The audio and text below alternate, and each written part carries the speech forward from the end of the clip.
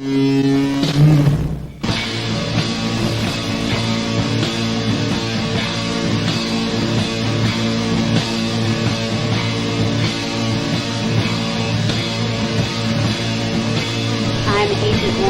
the NSA. We have identified some very, very interesting anomalous type of aircraft. Traffic is quite luminous and is exhibiting some non-ballistic motion. Over. Move very rapidly at any speed or whether any direction it wanted to go. Flag could change and go to the right or the left or go crossways without hesitating a bit. What do you think it was? Well, if they call it a flying saucer, that's what it is.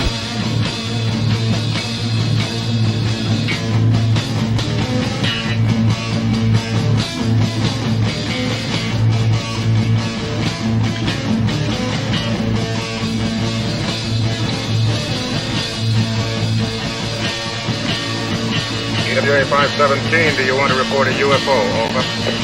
Negative. We don't want to report.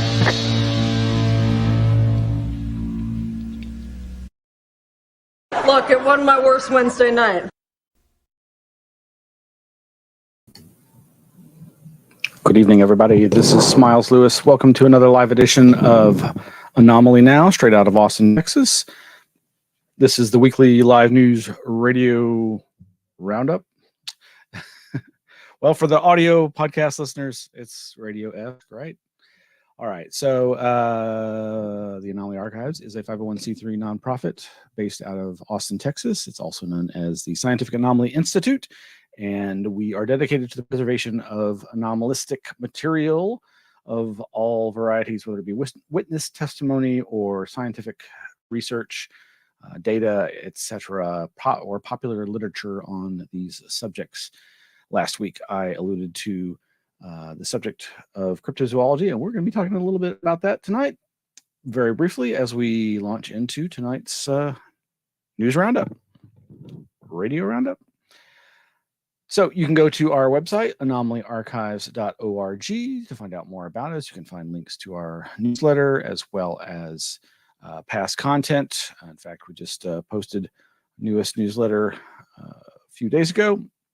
And you can find links to where you can subscribe to that via MailChimp, or you can just subscribe via the website, or just come to the website and look for the latest issues. Meanwhile, over at our Flipboard, our aggregator, where we collect all the anomalistic news fit for print, there are a ton of interesting articles, some we won't get to tonight, but that are worth your time and attention, including this Atlantic article, "The Owls Are Not What They Seem." Any Twin Peaks fans out there? I bet there are.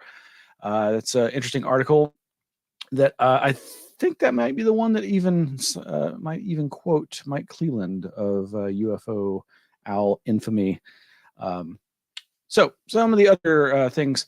The big news, of course, is this Loch Ness monster hunt. Monster enthusiasts gear up for biggest search in 50 years using drones and acoustic equipment. Hundreds of volunteers from around the world take part in the surface watch. This happened this past weekend. It was a massive attempt using a lot more people and a lot more technology than has been utilized before to bring to bear attention on the loch, the deepest lake in the world, or so I've been told recently. And the good old-fashioned cryptid known as Nessie, good old Loch Ness, lake monster Nessie. So I haven't seen any surprising definitive news yet, so I kind of suspect they didn't find it. But hey, at least it's getting some more attention. I'm sure the local tourism board is excited for all the global attention, bringing hopefully more folks to the loch and surrounding environs and money into the coffers of the local business people, which, legend tripping, as it's called sometimes, and just this idea of capitalizing on folklore, I think can be a good thing, but like all things, it can get out of control. But Here's another one over at the previous article was The Guardian. This is NBCnews.com, largest Loch Ness hunt in 50 years, inside the largest Loch Ness monster hunt in decades, hundreds of enthusiasts, yada, yada, yada. But this one's got a few more pictures and information, including pictures of some of the researchers. And this is the Alan McKenna, the head of Loch Ness exploration. Apparently there is a Loch Ness center that has been renovated and is now ready to accept the masses of tourists that are undoubtedly on their way now. So the article quotes Alba's father, Malcolm Begg, 47, a pharmaceutical company employee, had his own remarkably specific ideas about the monster. Quote, I think it's like a Diplodocus with fins, he said, referring to a Jurassic-era dinosaur, while lamenting that most images of the monster have been too grainy to discern a definitive shape. This, growing up, this is again one of the things that, like, all the cryptid books I grew up reading were about Bigfoot or Loch Ness monster or other famous lake monsters from around the world. Very much a fan of this kind of local folklore of monsters and creatures, but and I, my ideas and about the nature of these phenomena, whether they are just misidentified normal creatures, as some suggest. I think the most commonly accepted possibility are large eels of some sort that are perhaps the source of so many of the sightings of the creature in the loch. There are other ideas. Hey, there's somebody we recognize. Good old Ken Gerhard, an American author who has written books about Bigfoot and the Loch Ness Monster, among others, joins the search for the Loch Ness Monster. Wow, I didn't realize he was over there for this. This is great. The article goes on to say, beyond the shaky photographic quote-unquote proof, believers' primary argument in favor of Nessie's existence is that the lake's immense size and dark, peaty waters make it possible to rule out the existence of even a large creature.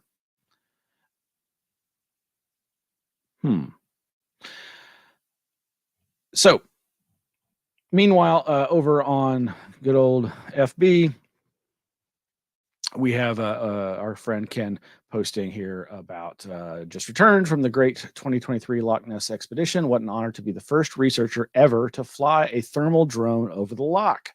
We did this at night in order to test my hypothesis that Nessie is warm-blooded and perhaps also surfaces more frequently at night. My journey will be featured in an upcoming special of the series Weird Britain. More photos to come. Well, cheers to you, Ken. That's awesome. I love that's the other aspect of being a cryptozoologist is world travel, right? Getting to go to exotic locations and look for strange creatures that might eat or kill you. I guess, well, you could live being eaten a little bit, right? Oh, wait, did I not? I did not flip over here. Yes, sorry. Here's the Facebook post. There's Ken, where I was reading from, quoting. Meanwhile, a skeptic over on the same Facebook, Mr. William Bratton, not sure I'm familiar, says, to no one's surprise, the quote, largest hunt in decades for the Loch Ness Monster found absolutely nothing. Doesn't matter how exhaustive your search is, nor the around, quote unquote, 200 people, drones, boats, and other technology used. In a loch with no monster in it, no matter how exhaustive you are, you can't find a monster in it because it objectively doesn't exist. As has been reaffirmed over and over again by the 2019 eDNA study, 1962 Cambridge University 4-fleet sonar sweep of the entire loch, exhaustive sonar trawling carried out by the University of Birmingham in 1968 to 70, 1987's exhaustive Operation Deep Scan headed by Adrian Shine that coordinated sonar sweeps across the entire loch end to end with 24 boats, lack of top-down control in the environment that would infer an apex predator, and a 2003 walk across the floor of the loch in its entirety by diver Lloyd Scott. We're at the point with tech and science that we can solve cryptid cases. That's certainly been the case of Loch Ness, and the sooner cryptozoological enthusiasts stop beating this dead horse, the better.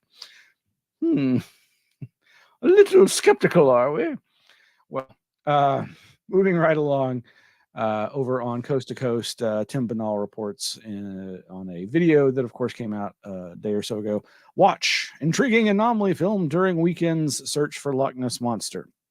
Haven't had a chance to watch the video, but I suspect it's not too definitive, as so much of this isn't.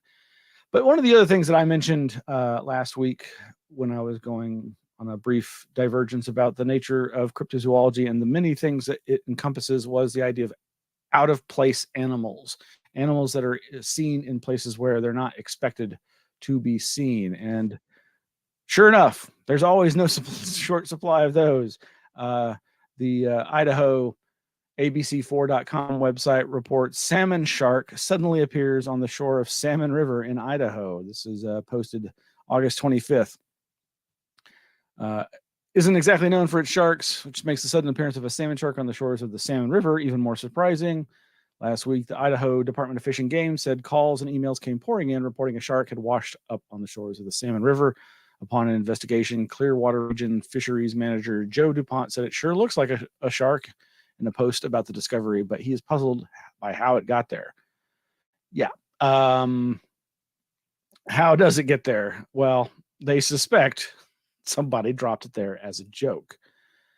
Given that the Salmon River isn't a native habitat for the salmon shark, DuPont said the community has nothing to worry about as there are no sharks swimming around Idaho. As for how the salmon shark found its way into central Idaho, DuPont thinks it had a little bit of human help. Quote, I think it is safe to assume that somebody dropped this one on the shore for a good laugh. I certainly have laughed about it, said DuPont. This would have been a great April Fool's joke. Now, everybody's laughing except the poor shark. Meanwhile, it ends with DuPont told ABC4 the salmon shark has been shipped to a marine biologist in Washington for an autopsy. The report of that autopsy will not be available until October at the earliest.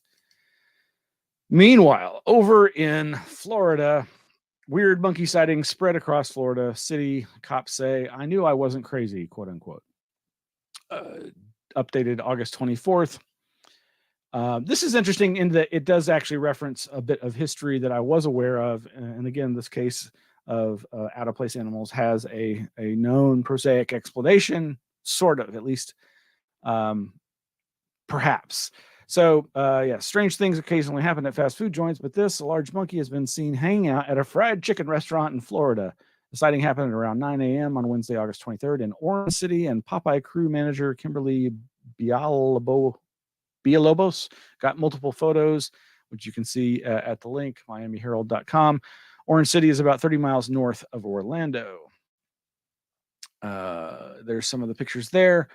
Her report was soon joined by other sightings, raising concerns there might be multiple monkeys roaming the city.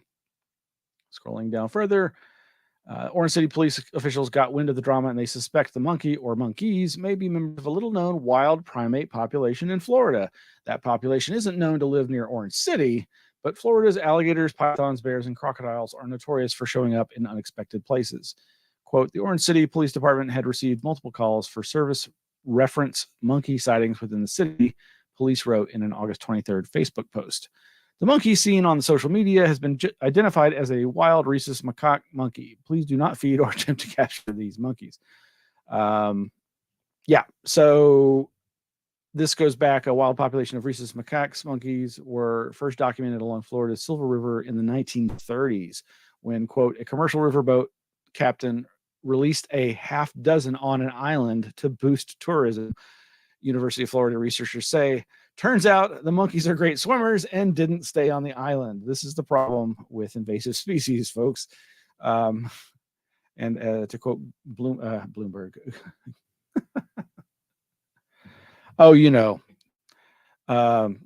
life will find a way, right? Quote unquote, in 2015, it was estimated there were approximately 175 rhesus macaques among 5 groups in Silver Spring State Park, and the population was growing, researchers said. Meanwhile, in UFO news, let's see if we can get this going here. Did you recently know it was Stan Friedman Day? You know, Stan, the nuclear physicist who was so into UFOs that he toured probably more universities, giving us the same lecture for decades. Casts of extraterrestrials and models of flying saucers may not be what one expects to find inside a museum. But that's exactly what one will find tucked inside the Fredericton Region Museum in an exhibit dedicated to the life and work of world-renowned ufologist Stanton Friedman. Museum Board President Hal Scarrup says it's a tribute to Friedman and others who believe. This exhibit, you're not going to find anything here that is making fun of people who saw what they think are UFOs and aliens. It is to honor his work, and I hope that is evident when you come to see it. August 27th is Stanton-Friedman Day in Fredericton, the city Friedman called home from the 1980s until his death in 2019. To mark Stanton-Friedman Day, the museum offered special activities like an alien autopsy. The activities and exhibit may just inspire a new generation of ufologists. I think the aliens are real, because the universe it's so big that for me it's so hard to think that there's not anything of life in the whole universe. But others remain a little skeptical. Well, I don't know, because I never see one. I don't know if they're real or no. According to Scarra, it was that spirit of inquiry and skepticism that propelled Friedman's work. Friedman was a nuclear physicist who began researching UFOs as a way to debunk them, but ended up becoming a key figure in the community. You can watch the rest of that over at globalnews.ca.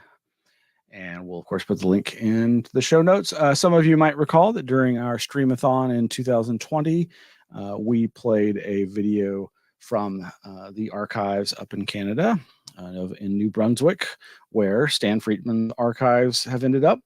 Great information in that video. Ooh, it's Building 23. Stan Friedman Archives update from the Provincial Archives of New Brunswick. You can find that over at the Anomaly Archives YouTube channel. I'll try to put the link in there too. It's about 26 minutes long, and they show where the archives are stored. They show some samples from the archive, from the material, and talk about the processing of it. Very interesting stuff, at least for me, as somebody who's obviously interested in the preservation of such materials.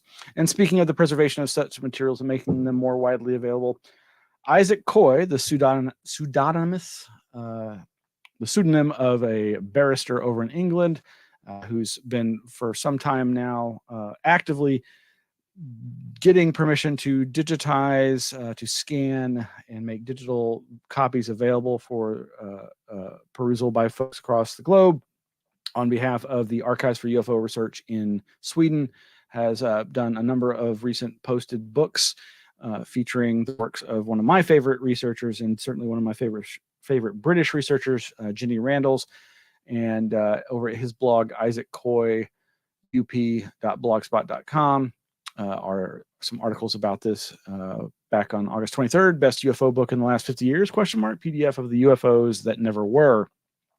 He says, is arguably the best UFO book published in the last 50 years. That's a pretty tall order, but and I just remember when I brought this book to the attention of our local Austin MUFON group way back in the day. Man, there was some pushback from at least one member there who just took really great offense and was just like, how dare this researcher write off so many people's sightings with such a book? And of course, they hadn't read it. And I tried to explain to them that, no, this is really about just pointing out that, again, the accepted fact that 80+% of all quote unquote UFO sightings turn out to be IFOs, identifiable flying objects. But yeah, you can find a copy of the PDF version of this book that's co-written also by Andy Roberts and David Clark with Ginny Randalls, The UFOs That Never Were. And also, a day or two later, same website, Isaac Coy PDF posted for book UFO Reality by Ginny Randalls, which contains the use of the phrase Oz Factor for the first time, and also uses the acronym UAP fairly frequently. Isaac writes, one of the UK's leading UFO researchers, Ginny Randalls, has kindly given me permission to upload a searchable scanned copy of her book, UFO Reality, from 1983. I've added to the books folder in the online archive hosted by the AFU. Anyone looking for a balanced introduction to ufology and an overview of relevant issues, or who wants to develop critical thinking about UFO evidence, will struggle to find many better books for those purposes, even 40 years later. This was the first book in which Ginny Randalls used the term Oz Factor. Ginny wrote about UFO witnesses reporting, quote, a sensation of being isolated or transported from the real world into a different environmental framework, unquote. She commented that this sensation, quote, is almost suggestive of the witness being transported temporarily from our world into another where reality is similar but slightly different, a world where miracles can happen, unquote. She noted that this effect, quote, common and important, and adopted the name the Oz factor to describe it. Of course, after the Land of Oz. The book was also part of the development of another term, UAP. Starting with her books in the early 1980s, including this one, Jenny Randall started the popularization of the term UAP as a potential replacement for the term UFO. Her book, UFO Study, in 1981 was her first book to use the term UAP. She also used the term UAP in UFO Reality in 1983. Giving reasons for preferring the term UAP, which she then used to stand for, quote unquote, unidentified atmospheric phenomena. Her books gradually influenced other researchers. The term UAP has been infrequently used before Jenny's work, but became considerably more popular as Jenny's influence spread amongst ufologists. And the post for this over on Facebook has interesting notes from Jenny, of course, saying, quote, important to note that Paul Devereaux used the UAP term also in those days independently in his study of what in his classic book he called Earthlights. What we were both pursuing the suspicion that different types of atmospheric energy phenomena might be the cause of some puzzling sightings. Why we differentiated these cases from the term UFO, which even 4 decades ago was heavily associated with the idea of alien craft. We were both working as we could with scientists and seeking to unravel the data in a more appropriate, less suggestive term, not implying a machine or intelligence behind it, seemed preferable for this subset of the data we were independently persuaded were real events, most probably involving geophysics and atmospheric physics.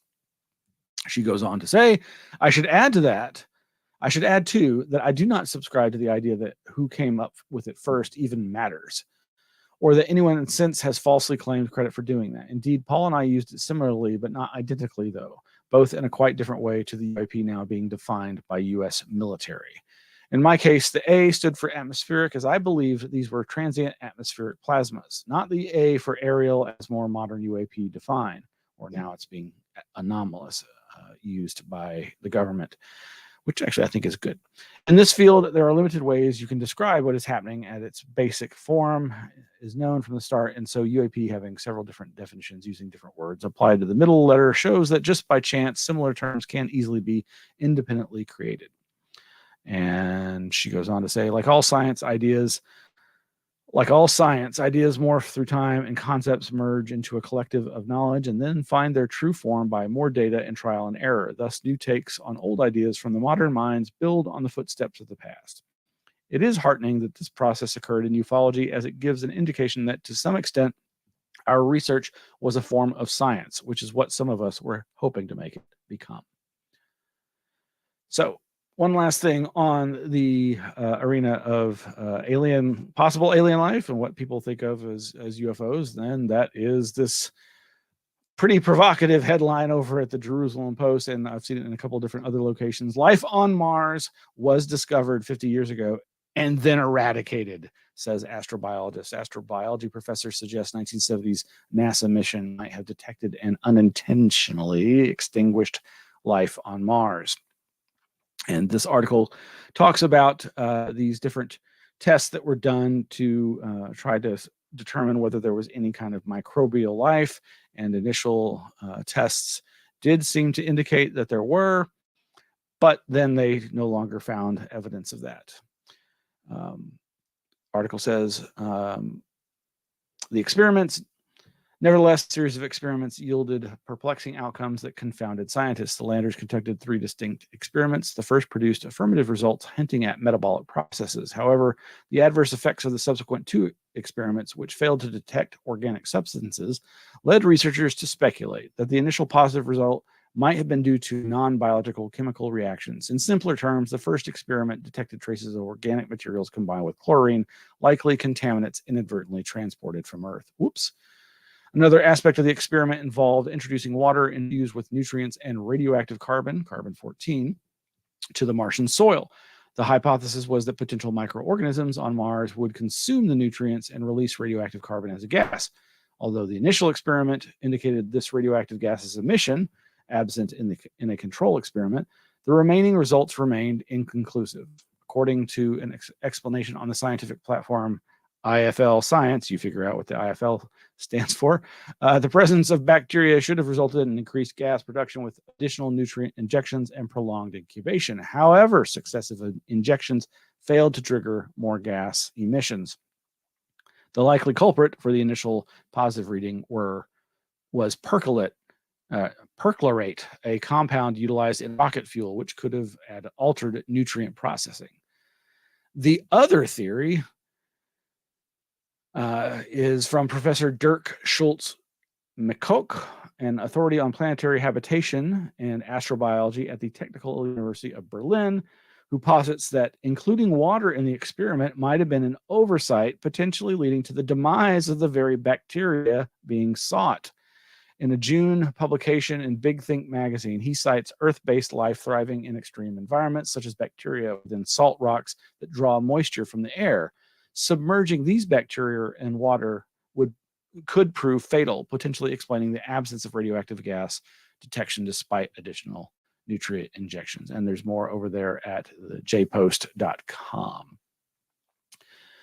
Well, that is going to do it. That's a quick wrap up for today. I hope you've enjoyed the ride. And if like and subscribe and all that good stuff, please share the links to the show and to the Anomaly Archives with friends, family, and anybody who'll listen. Oh, no. Don't go knocking on doors. Don't bother people. But, if you think somebody's interested, maybe they will be. Well, thank you for tuning in, and we'll see you again very, very soon. Take care and good night.